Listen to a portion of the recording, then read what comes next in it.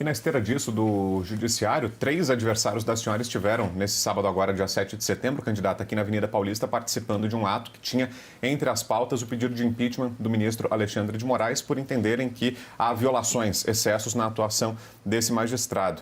Pergunto à senhora, a senhora não compareceu. A senhora, então, aprova o trabalho do ministro Alexandre de Moraes? Não é deputada nem prefeita que aprova ou desaprova trabalho de ministro do Supremo. É o Senado. E desculpa, assim, até ser direta demais. As pessoas estão doidas. Vamos lá, o que aconteceu na manifestação? Porque eu olho e falo, meus amigos, vergonha alheia. Não gosto de nenhum de vocês, mas é a minha cidade, então eu vou falar. Marina Helena, não tem chance nenhuma nessa disputa. Quer ser deputada federal. Então, vale tudo. Vale tudo, porque alguém quer ser prefeita de São Paulo, vai para uma manifestação, comprar briga com o Supremo, quando a gente tem essa situação tão tensa, não vai. Segunda coisa, prefeito Ricardo Nunes, talvez tenha um pouquinho mais juízo, claramente não queria estar lá, porque sabe que isso vai atrapalhar na relação que ele tem com o governo federal, com os órgãos de controle, com o judiciário, que é fundamental para você resolver as coisas. Está lá por quê? Porque está morrendo de medo. Porque o Bolsonaro disse que ia apoiar, depois disse que não ia apoiar, aí hoje eu já li 2 notícias que ia apoiar, não ia apoiar de novo. Isso é pequena São Paulo. O Nunes deveria estar manhã, tarde e noite falando do que fez e explicando o que não fez. Mas estava lá, igual um cachorrinho, com a cabecinha baixa, sem dizer uma palavra, numa manifestação na cidade que ele é prefeito, por conta desse apoio. Calma que eu não falta só o Marçal, é um segundo.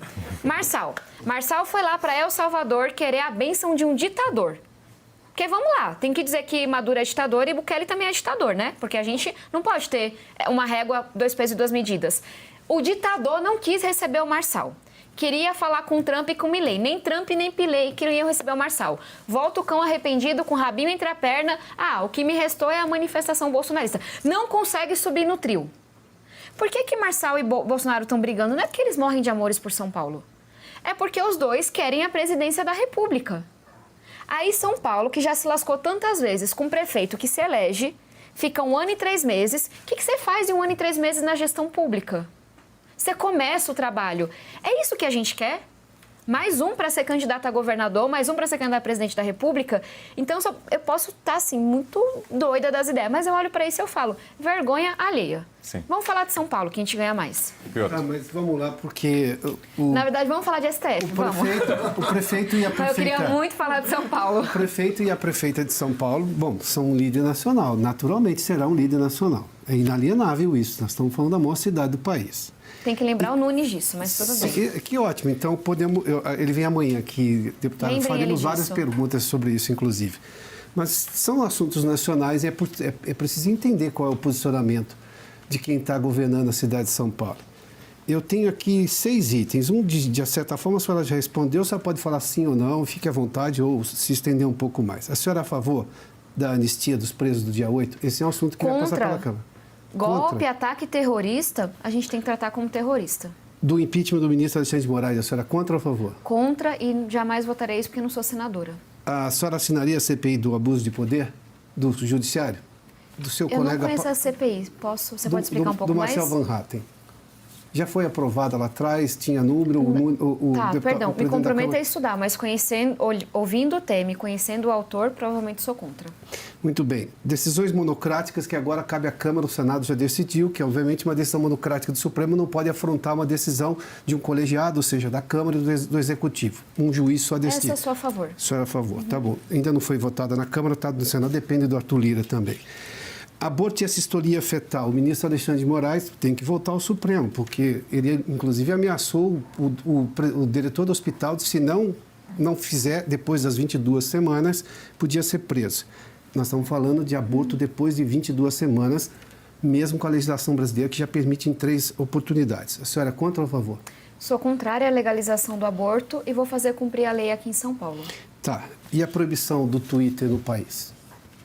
Também não é algo que eu voto, que eu decido, mas vou trazer um comentário. Mas como cidadã, a senhora acha isso razoável, proibir uma rede social num momento como esse, ou em qualquer momento, pela alegação que deu o Supremo, dizendo que não tinha um representante legal, mas que a empresa disse tirou, porque sim, convenhamos, a realidade está posta. Se você deixa aqui, seria preso na última instância, com recursos que não são analisados a tempo, ou seja, o dono da empresa, a senhora viveu nos Estados Unidos, a senhora sabe, ele tem responsabilidade social. Ele é obrigado, ele responde, inclusive, nos Estados Unidos, quando não cumpre a lei brasileira. Se ele deixa o funcionário, ele corre o risco de ter o funcionário preso. Bom, enfim, tinha representante. Foi retirado, dado o ambiente jurídico no Brasil que é de insegurança. A senhora é a favor ou contra a manutenção do Twitter ou a proibição determinada pelo ministro? Essa eu acho que vale duas linhas. Essa é uma clássica do que eu falava, né? Que está todo mundo errado na história, quem é que errou primeiro. Mas vamos também ter um pouquinho de respeito pela soberania brasileira. Os Estados Unidos proibiu o TikTok em território americano. Ninguém está dizendo que os Estados Unidos é uma ditadura. Se você vai para a Europa, por exemplo, a Meta está seguindo uma legislação muito mais dura do que tem aqui no Brasil. E a mesma coisa que ela chama de censura no Brasil, ela diz que na Europa está tudo bem, né? Porque, afinal de contas, é Europa. O submundo, na visão deles, que se vire. Então, acho que está faltando também... É claro que isso não está na minha alçada, mas pelo perfil que eu tenho, eu tentaria dar um jeito de conciliar essa história. Tirar uma rede social tão importante no nosso país, claro que é grave. Trazer segurança jurídica, uma mesa de conciliação. Agora, eu também acho que a gente tem o dever de exigir que empresas estrangeiras cumpram a lei brasileira. O X, o Twitter, descumpriu inúmeras legislações brasileiras, não foi só uma. E aí eu me questiono, por que que na Europa fica tudo de cabecinha baixa, YouTube, Meta, X, cumprindo o que a lei diz, e aqui no Brasil não? Isso aqui é terra de ninguém, isso aqui é terra sem lei. Se a gente não se der tamanho, quem é que vai dar tamanho pra gente? Não acha que há descumprimento da Constituição por parte de ministros do Supremo? Sobretudo no artigo 5º, no artigo, por exemplo, que garante a liberdade de palavras e votos, a inviolabilidade parlamentar, artigo 53 da Constituição. A senhora não acha que o Supremo também não está descumprindo a lei maior do país que ele deveria guardar? Eu nunca vi nenhum deputado... deputada, já está claro, terminando.